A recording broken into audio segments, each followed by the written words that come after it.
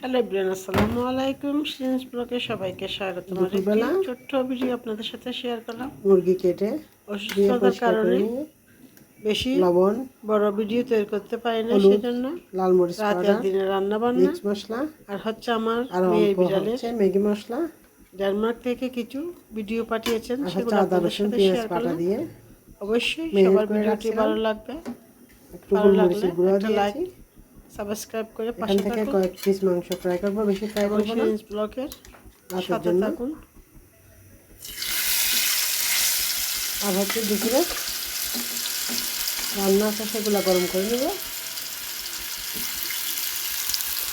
ভাত বসা দিয়েছি চুলায়, রাতের রান্না।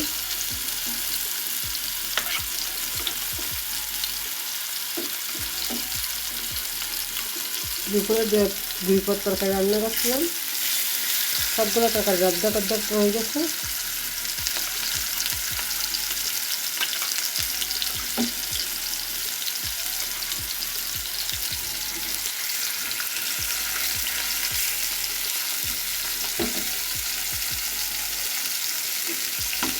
আমরা হচ্ছে ঘরের মধ্যে আজকে 7 জন মানুষ।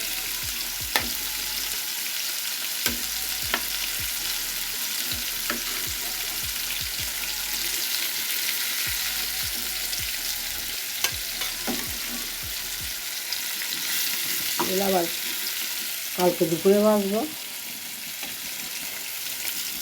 দেখে দিচ্ছি।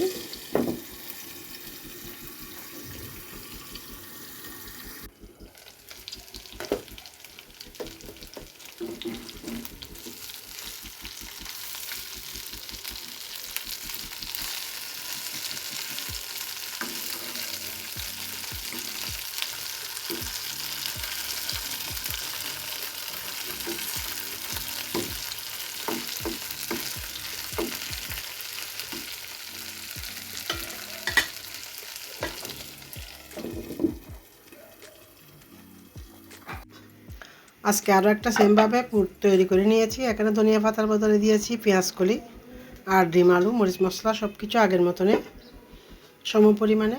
আরও একটা জালপুরি তৈরি করব। মিষ্টি কুমড়া ভেজে নিচ্ছি চিংড়ি মাছ দিয়ে।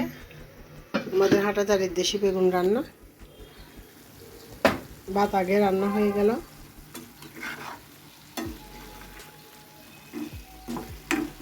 এখানে সেমভাবে মরিচ মশলা দিয়েছি, কাঁচামরিচ দিয়েছি, আর উপরে একটু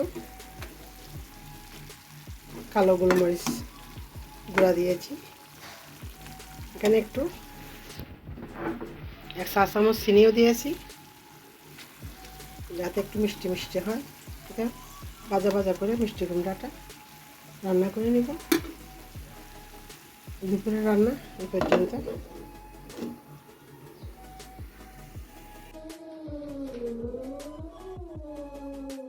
তুমি আমাদের বাসায় কেন আসছো? আমি বকা দিয়ে দিচ্ছি। দুষ্টামি করো না।